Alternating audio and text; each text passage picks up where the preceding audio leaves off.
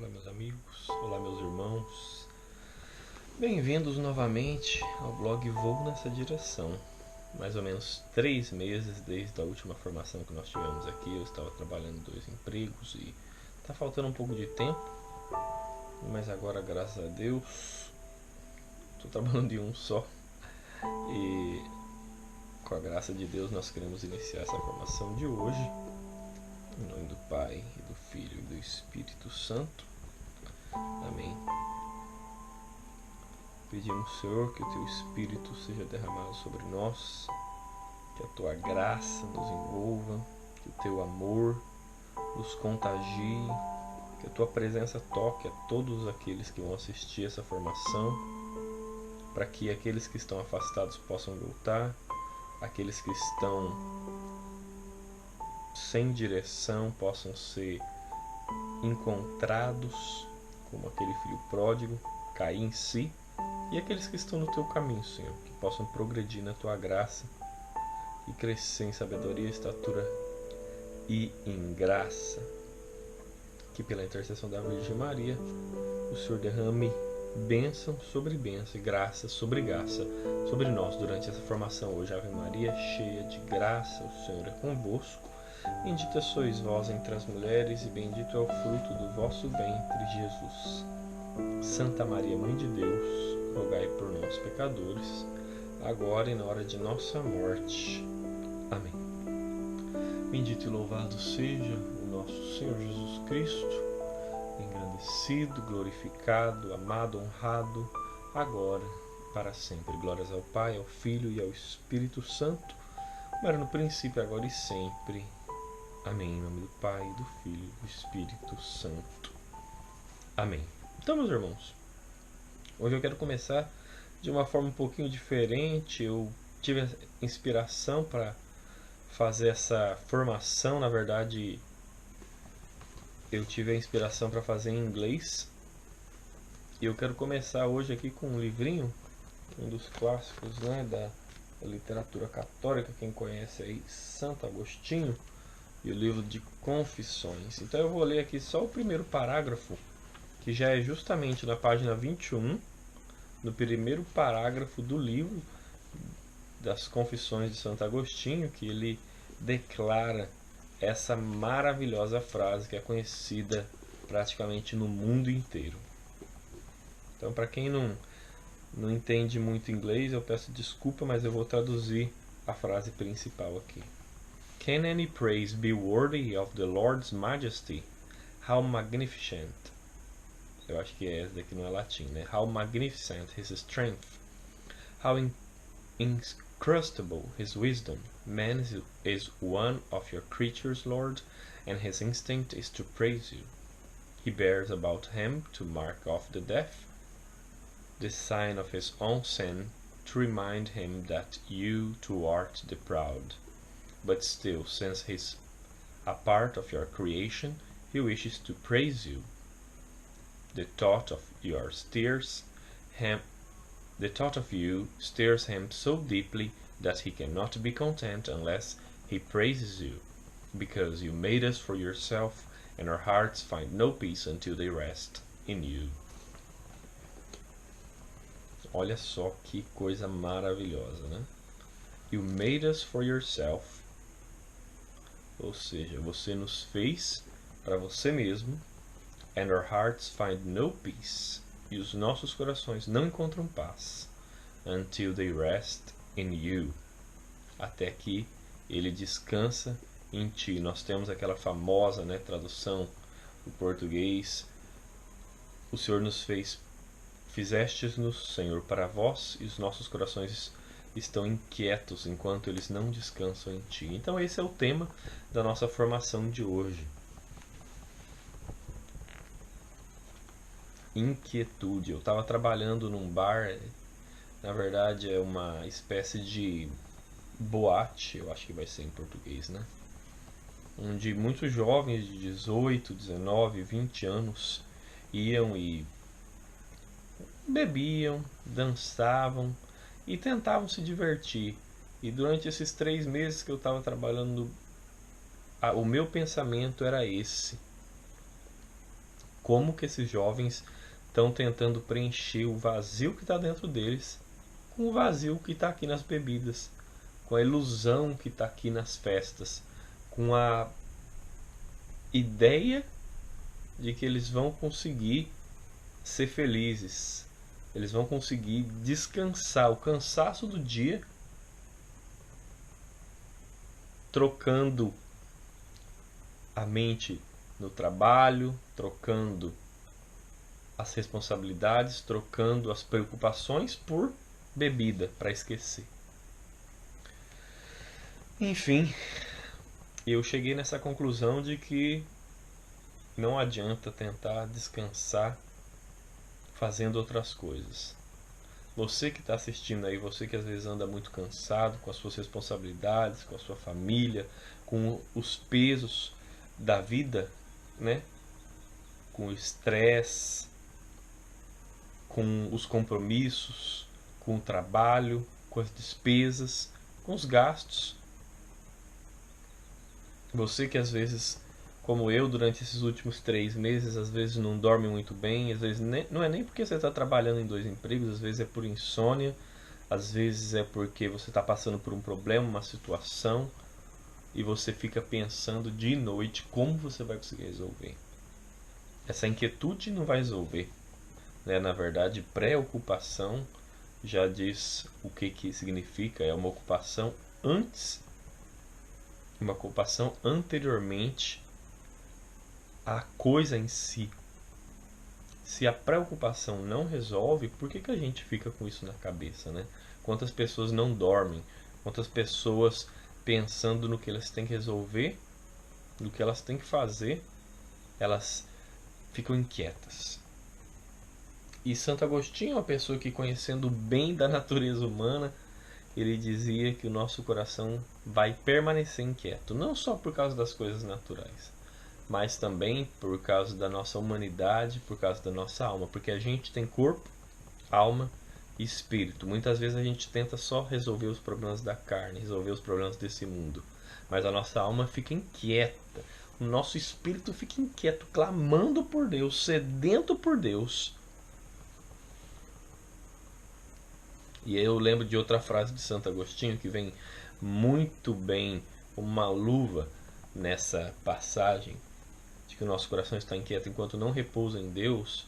É outra frase que ele dizia, que Deus tem sede de que nós tenhamos sede dele. Ele colocou isso em nós. Lá no nosso espírito existe um vazio que só Deus pode preencher. Então, falando das coisas humanas, né, das coisas da carne, eu queria começar também com a passagem de São Paulo, que está no Romanos capítulo 7, no versículo 18. Esse daqui é São Paulo e somos cada um de nós. Eu sei que em mim, isto é, na minha carne, não habito o bem, porque o querer o bem está em mim, mas não sou capaz de efetuá-lo. Não faço o bem que quereria, mas o mal que não quero. Ora, se faço o que não quero, já não sou eu que faço, mas sim o pecado que em mim habita. Palavra do Senhor. Graças a Deus.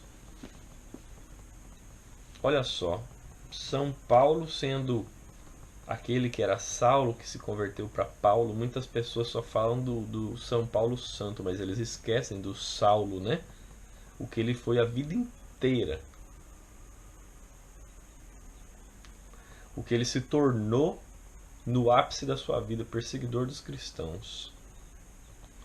De tudo aquilo que na cabeça dele era considerado normal, e por causa de Jesus, ele foi transformado, ele foi renovado, ele foi mudado, como muitos de nós. Às vezes você que está assistindo, você teve essa experiência, você também foi tocado, você foi transformado, você foi mudado, você mudou a sua mentalidade, mudou o seu jeito de vestir, mudou o seu jeito de falar, mudou as pessoas, mudou os lugares onde você vai, mudou as suas rotinas, mudou o seu final de semana, que pelo menos você incluiu um tempo para ir participar da missa, pelo menos você separa às vezes um tempo para Deus, você separa um tempo para rezar o terço, você separa um tempo às vezes para participar de um grupo de oração.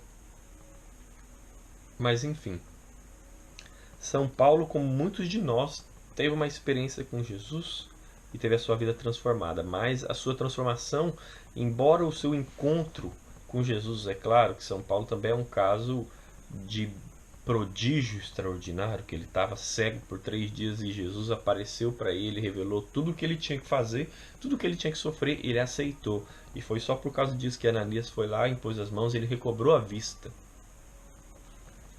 Ele aceitou o chamado, ele aceitou a missão, mas aí ele teve que entrar na batalha.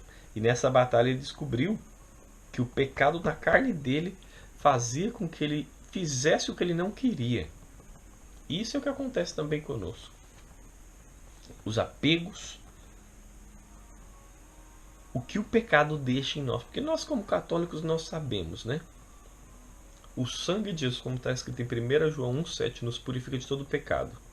Na Igreja Católica, através do sacramento da confissão, quando a gente confessa os nossos pecados, quando o padre diz, eu te absolvo, em nome de Cristo e da Igreja, de seus pecados, em nome do Pai, do Filho e do Espírito Santo, os nossos pecados são apagados, não existe mais. Mas o que o pecado produz no nosso corpo fica. Isso significa é a concupiscência. É a mancha do pecado. Não só a mancha do pecado original, mas é a mancha do nosso pecado também. Ele faz com que esses apegos, essas coisas, permaneçam em nós e nós ficamos fracos. E aí quando a gente quer fazer o bem, a gente tem uma determinação, como São Paulo encontrou Jesus, eu quero amar todo mundo, e ele falou, eu vou amar, eu vou amar, eu vou amar. Na hora que chegava a hora, ele ficava com raiva e brigava, como ele discutia com os apóstolos, com Pedro, com Paulo, e São Paulo é um dos apóstolos que ele não se dava muito bem com os outros apóstolos, assim, a longo prazo. A curto prazo, sim, mas a longo prazo. Por isso que nós vemos aqui que eles discutiam sobre a questão de ser judeu, discutiam sobre a questão, as questões antigas, na verdade, do judaísmo, né? O que vale. E aí ele preparava o discurso, ele fazia o discurso, e depois, na hora que chegava a hora de agir, ele ficava como se estivesse preso. E aquilo segurava ele. Ele mesmo declara, né? Para que eu fosse liberto do pecado do orgulho, porque ele teve revelações extraordinárias, né? Do céu na terra. Foi-me dado um espinho na carne, né? Um anjo de Satanás para me esbofetear, para me livrar do orgulho. Então São Paulo tinha isso, ele reconhecia isso. E ele sabia que ele queria fazer o bem, mas ele não conseguia, por causa que o pecado, olha só, não faço o bem que quereria, mas o mal que não quero. Ora, se faço o que não quero, já não sou o que faço, mas sim o pecado que em mim habita. E falando sobre o pecado que em mim habita, muitos de nós podemos lembrar a nossa vida de pecado e que muito do que nós vivemos hoje ainda é fruto do que nós não vencemos, do que nós não nos purificamos, do que nós não conseguimos progredir na graça de Deus por causa de pequenas coisas que pode ser que possa nos prender, que pode ser que nos faça ficar inquietos. Enquanto nós estamos inquietos, nosso coração não descansa em Deus. E nós só vamos deixar de ser inquietos quando nós entregarmos tudo em Deus. Descansar nossa vida, as coisas da carne, as coisas da alma, as coisas do Espírito, mergulhar no coração de Jesus. Entregar tudo. E olha só, eu queria pegar outra palavra de Paulo também, para a gente continuar aqui em 1 Coríntios, no capítulo 6, no versículo 9. É claro que aqui Paulo está falando sobre o reino dos céus, está falando sobre a eternidade, sobre a salvação. Mas é muito interessante porque os assuntos que ele toca são os assuntos também que a gente vive e que faz com que a gente permaneça inquieto nesse mundo. Olha só, se não é por causa que a gente faz o mal que a gente não quer, mas a gente faz o mal que a gente não queria fazer, mas o bem que a gente queria fazer, o amor que a gente queria dar para os outros, a bondade que a gente queria transparecer, a caridade que a gente queria passar à frente. Muitas vezes a gente não faz, é por causa desses detalhes aqui, que faz com que a gente fique inquieto, que faz com que a gente fique preso. E aqui ao final dessa parte aqui do capítulo 6, ele também vai comentar o que a gente precisa para que a gente possa descansar em Deus, o que a gente precisa deixar acontecer na nossa vida. A cada dia, não é uma coisa estática.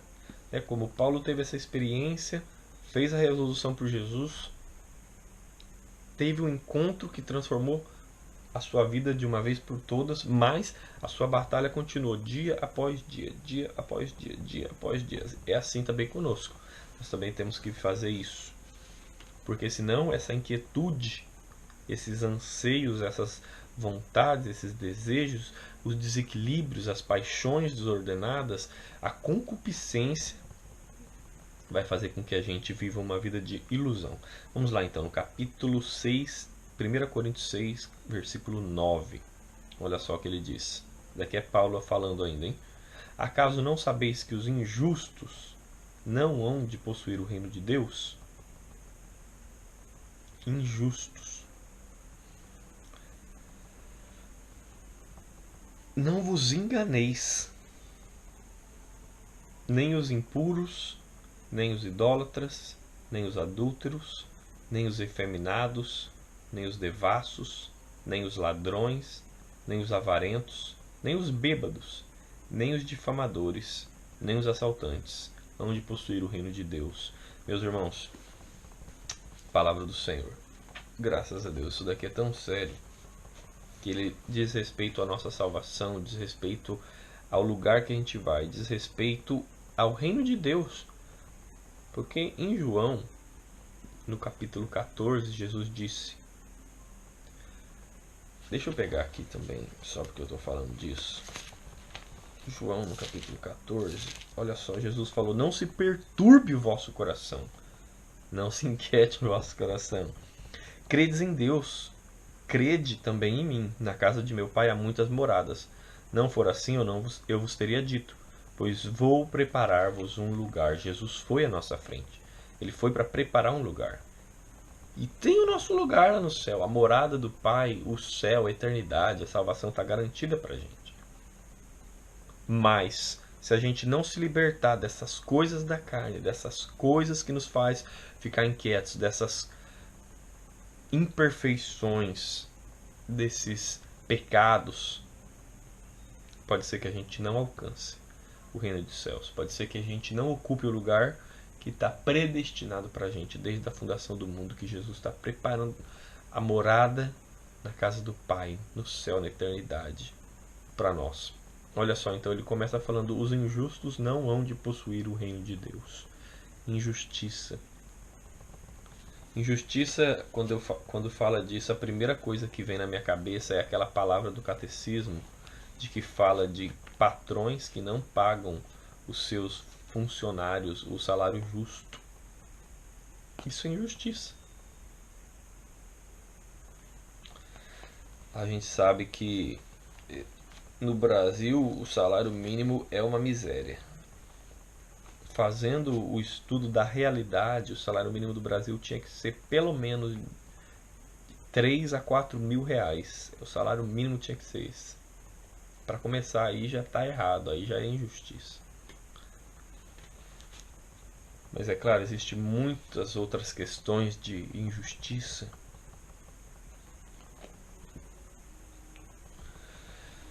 Eu não vou me delongar nisso, mas cada um de nós pode pensar nessa questão aqui da injustiça. E por que as pessoas cometem injustiça? Porque elas estão presas à concupiscência aqui. Em vez de ser justo, de pagar o salário justo, de praticar a justiça, o que a gente faz com os outros, a gente está preso nessa concupiscência. A gente queria fazer o bem, mas a gente faz o mal. Olha só, não vos enganeis, nem os impuros.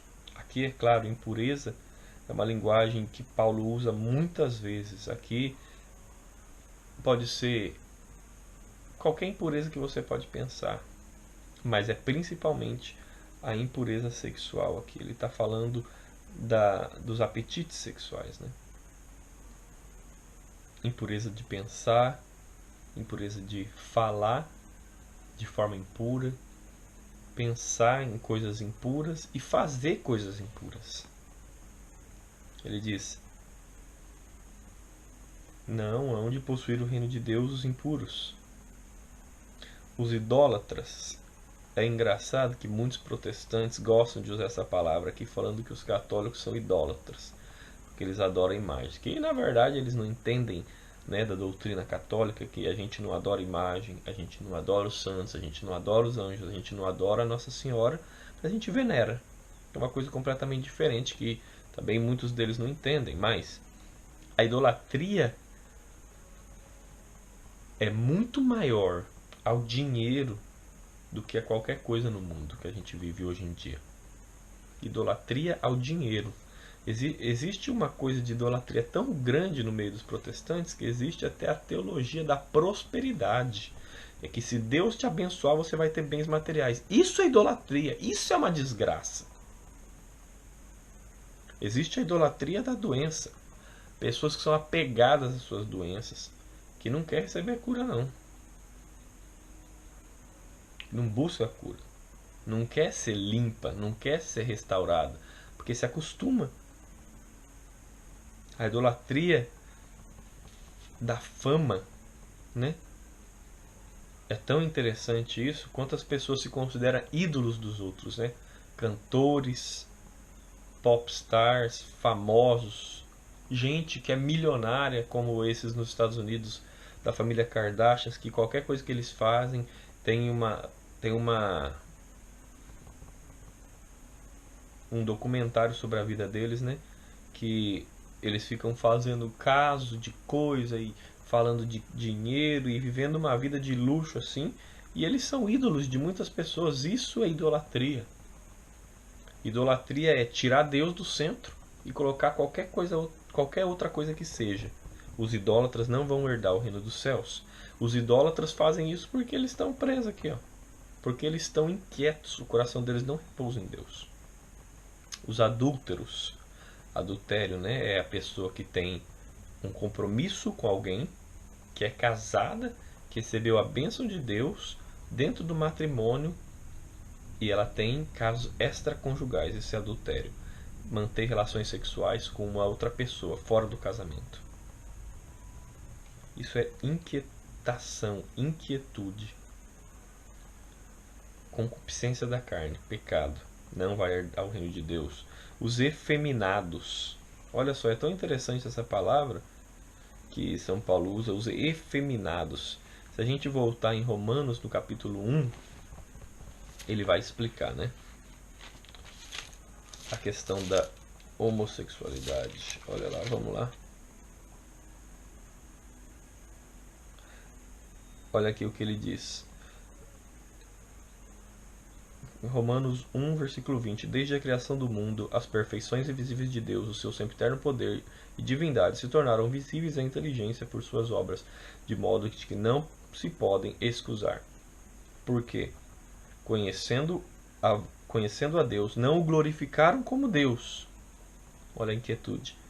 Nem lhe deram graças, pelo contrário, extraviaram-se em seus vãos pensamentos e se lhes obscureceu o coração insensato, pretendendo-se sábios, tornaram-se estultos, mudaram a majestade de Deus incorruptível em representações e figuras de homem corruptível, de aves, quadrúpedes e répteis. Aqui é a idolatria. Por isso Deus os entregou aos desejos dos seus corações, à imundície, de modo que desonraram entre si os próprios corpos, trocaram a verdade de Deus pela mentira e adoraram e serviram a criatura em vez do Criador, que é bendito pelos séculos. Amém. Por isso Deus os entregou às paixões vergonhosas. As suas mulheres mudaram as relações naturais em relações contra a natureza. Do mesmo modo, também os homens, deixando o uso natural da mulher, arderam em desejos uns para com os outros, cometendo homens com homens a torpeza e recebendo em seus corpos a paga devida ao seu desvario. Efeminados. Esse negócio aí de LGBTQI, não sei o que é lá, de siglas, homens que querem se vestir de mulher, homens que se consideram mulheres, homens que pela doutrina espírita acreditam que são a reencarnação de uma mulher, por isso que eles têm atração pelo outro sexo, mas efeminados. Aqui ele não fala nem de sexualidade. O simples fato de um homem ser feminino, ser afeminado, não vai herdar o reino dos céus. A concupiscência, essa inquietação, nem os devassos, devassidão. Ele diz aqui já em seguida, né? Ele vai falar que nem os devassos, nem os ladrões, nem os avarentos, nem os bêbados. Nem os bêbados. Devassidão e bebedeira. É a questão de perder o controle de si e entregar o controle, o equilíbrio, trocar o seu próprio equilíbrio pela devassidão. É a ponto de você fazer coisas que você acha que normalmente não faria e você perdeu o controle do seu corpo, você perdeu o equilíbrio do seu corpo. Porque na igreja, né, nós sabemos que o fato de você beber não é pecado. Nós não somos ignorantes como os protestantes, que tomam isso daqui ao pé da letra e falam assim, você não pode beber. Beber não é pecado, mas o ficar bêbado ao ponto de você entrar numa situação de devassidão, causar escândalos, não herdará o reino de Deus. De novo, por que alguém faz isso? É porque está inquieto. É porque não conseguiu ainda repousar, descansar o coração em Deus. Olha só o que ele continua dizendo, nem os ladrões. Os ladrões que ficam presos no seu roubo. Os ladrões que não se libertam. Tem até aquela palavra para designar, né? Se for pobre, fala que é ladrão. Se for rico, fala que é doente. Os ladrões não herdarão o reino dos céus. Nem os avarentos, avareza, né? O apego às coisas materiais. Nem os bêbados, nem os difamadores, nem os assaltantes hão de possuir o reino de Deus. Olha só, meus irmãos, por que alguém é injusto? Por que a gente é impuro?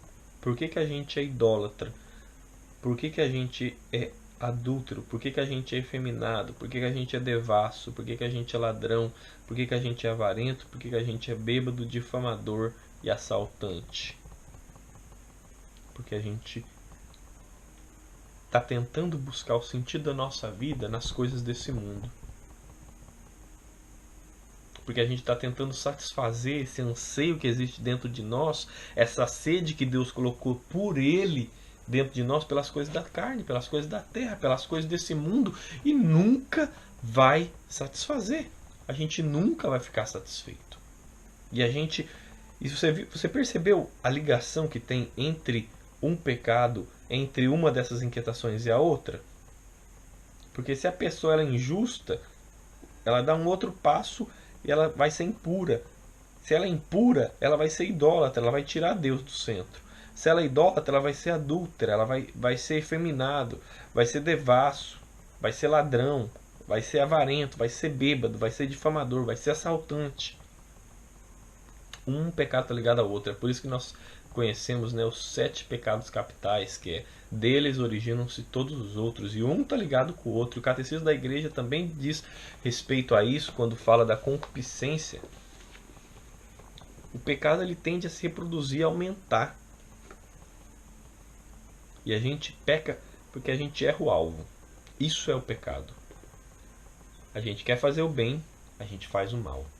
A gente quer amar a Deus, a gente ama as coisas da carne. A gente quer buscar a Deus, a gente busca o dinheiro. A gente quer ser feliz, a gente quer fazer a vontade de Deus, porque a gente sabe que a nossa felicidade é na vontade de Deus, mas a gente erra o alvo. A gente está querendo andar na direção de Cristo e a gente se desvia. E olha só o que Jesus diz, né? Não os desvieis nem para a direita nem para a esquerda. A gente tem que ir reto.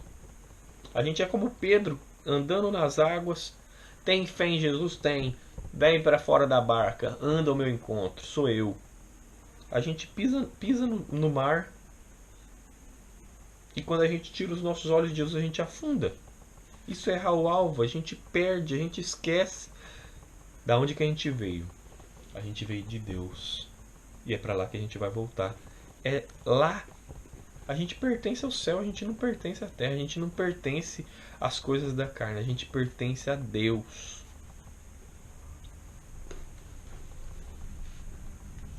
Olha só que bonito.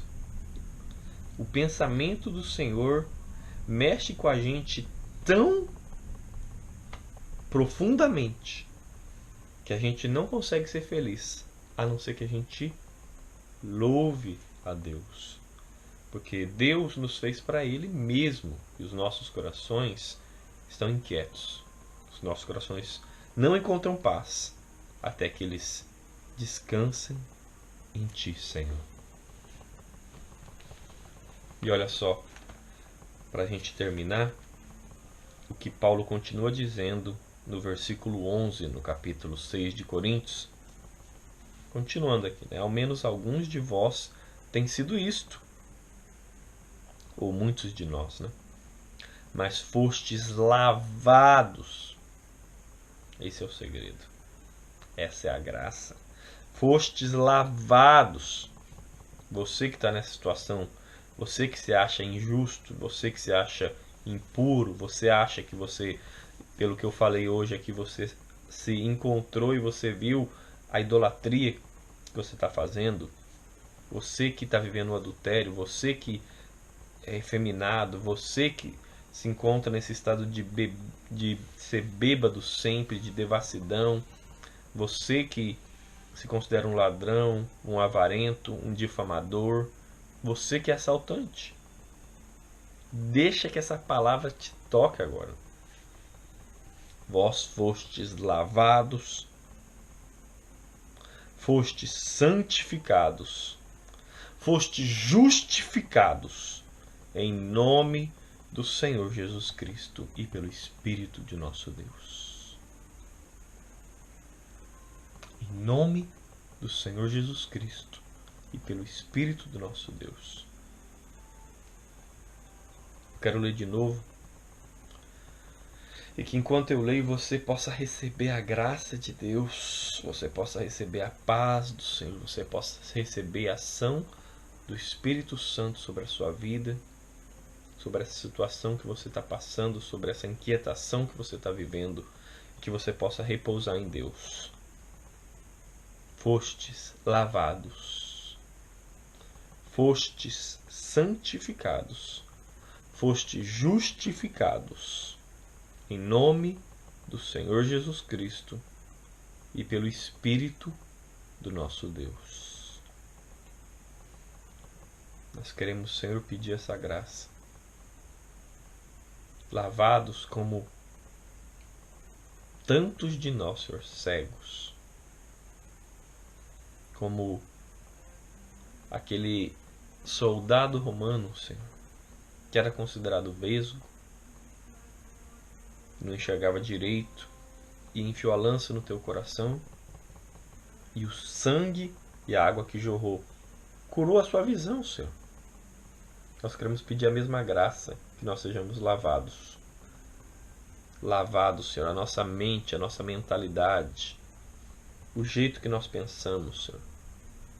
Lava a nossa visão, lava os nossos olhos físicos e espirituais, Senhor. Nós queremos te ver, nós queremos ser puros, nós queremos ter os nossos olhos purificados, lavados, Senhor.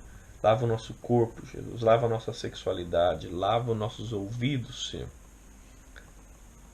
Lava as palavras que as pessoas disseram que pode ter ferido, Senhor. Lava a nossa boca toda vez que nós propagamos difamações da vida alheia. Lava, Senhor. Nós queremos fazer o bem, mas nós acabamos fazendo o mal. Por isso nós precisamos ser lavados como aquele soldado, Jesus. Lava o nosso corpo, lava a nossa alma, lava o nosso espírito. Mas não só queremos ser lavados, mas queremos também ser santificados e justificados pelo Teu nome, Jesus. Pela Tua cruz, pelo poder do Teu sangue. pelo poder do Teu Espírito. Conceda-nos a graça de ser lavados, Senhor. Conceda-nos a graça de ser purificados. Conceda-nos a graça, Senhor, de que todas as nossas inquietações agora, todo esse pecado, toda essa impureza, todo esse fruto do nosso pecado, que é a concupiscência, seja lavado e nós sejamos santificados, justificados em Ti, na Tua cruz, no Teu sangue, no Teu Espírito.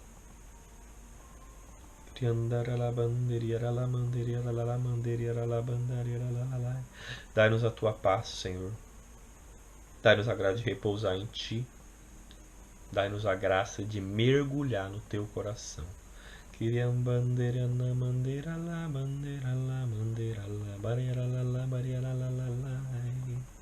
Dai a graça, Senhor, de que nós sejamos renovados na Tua presença, restaurados para Te servir. Aviva em nós o ardor, Senhor, da Tua graça, da Tua presença, o desejo de Te servir.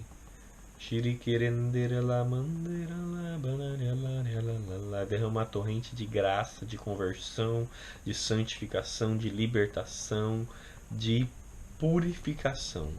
E enche-nos com Teu Espírito Santo, para que nós possamos permanecer na Tua presença, Senhor.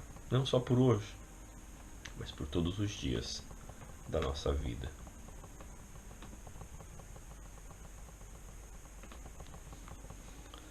Bendito seja o Teu nome, Jesus. Louvado seja o Senhor para sempre. Exaltado seja. Engrandecido seja, Senhor. Nós Te exaltamos, nós Te bendizemos. O Senhor habita no meio dos louvores. Como essa canção diz, Senhor, nós queremos Te engrandecer. Os louvores que preenchem os espaços e nos purificam, Senhor. E que nos revelam que Tu és o Rei e aquele que mantém os nossos corações, Senhor. Nós não temos descanso até que nós descansemos em Ti, Senhor. Nós somos inquietos, apegados, mas nós Te louvamos, porque através deste louvor o Senhor também nos liberta. Bendito sejas Tu, Senhor. Bendito sejas Tu, Senhor. Dai-nos a graça de repousar em Ti. Amém. Louvado seja o nosso Senhor Jesus Cristo. Para sempre seja louvado.